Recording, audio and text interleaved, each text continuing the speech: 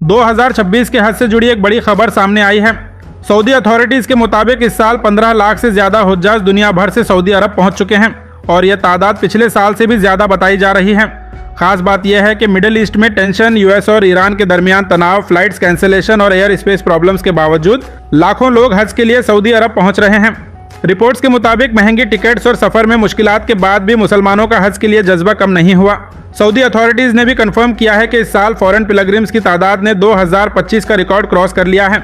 मक्का और मदीना में इस वक्त दुनिया भर से आए जायरीन की भारी भीड़ देखी जा रही है, जबकि हरम शरीफ में इबादत और उमरा करने वालों की तादाद लगातार बढ़ रही है।